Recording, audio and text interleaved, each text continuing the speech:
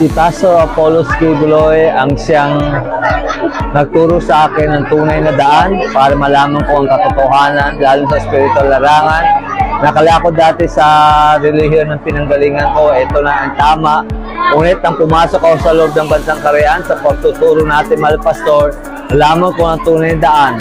Ang siyang pong nagturo sa akin, walang iba kundi ang daan na pagsisisi. At dito lamang sa pagtuturo ng ating mahal na pastor, nalaman ko ang tunay na daan na makabalik sa kalooban ng Ama.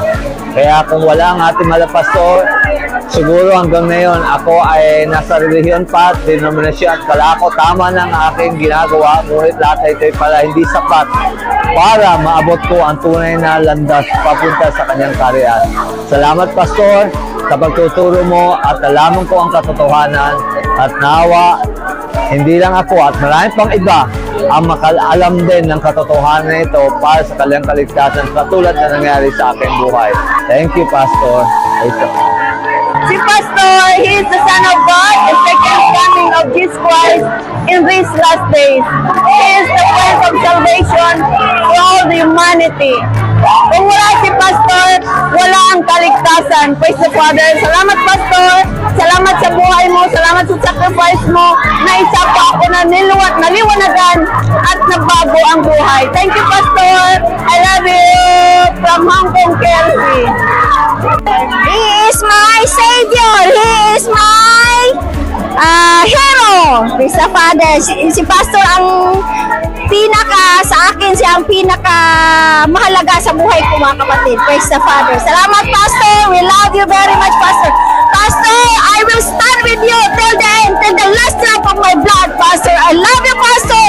We thank you for everything. We love you very much, Pastor. Thank you very much. Si Pastor ang modelo natin sa buhay natin dahil siya ang ginamit ng Ama, siya ang tinawag para maging gabay natin.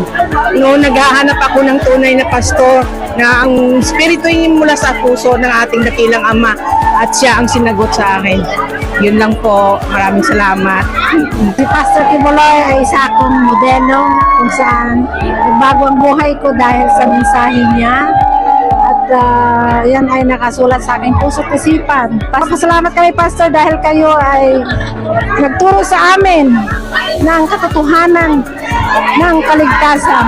At yan ay ang pagbalik sa kalooban ng Ama through repentance. Isuko namin ang aming sariling kalooban at sundin ang kalooban ng Ama through you, Pastor. Pastor, we always love you. Dahil binago niyo po ang aking buhay. Nagpapasalamat ako sa dakilang Ama. Natagpo ang pagkarian dito sa lupa, mga sa pangaral niyo, Pastor. Salamat, Pastor.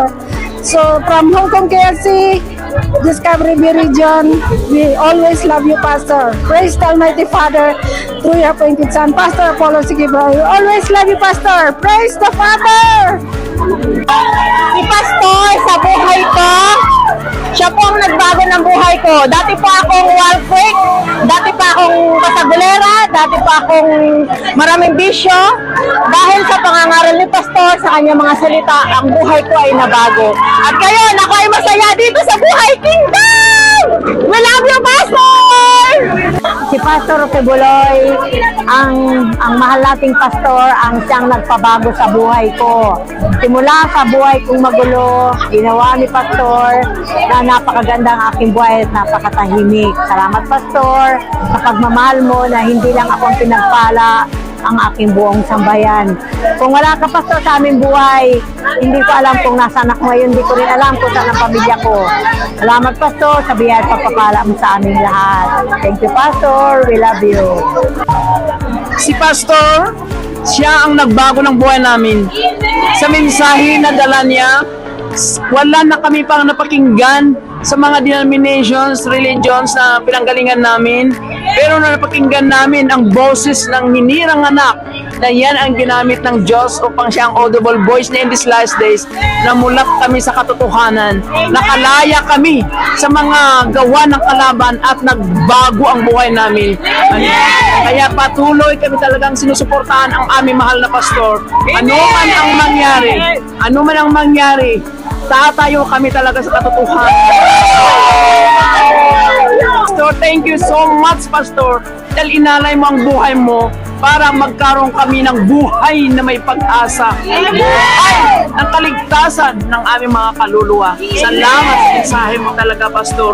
Wala na kaming ibang hanapin pa. Hindi mabibili ang pera. Itong tinanggap namin na buhay dahil sa mensahe mo, Pastor. Ito na isang sa lahat ng bagay, Pastor. Talagang wala na kaming hanapin pa. Kayo ang pambuhay namin. Kaya tatayo kami sa anumang katotohanan. Kayuan, nandito kami lang, Pastor. Ano magawa namin, gagawin namin. Salamat. Ang kaganapan ngayon, ito ang buhay sa kingdom. Pinagpala sa lahat ng bagay. Nabuso ba tayo? Busog kami, kaya kami lahat ay tumataba. Di ba kayo pinakain? Busog Di ba kayo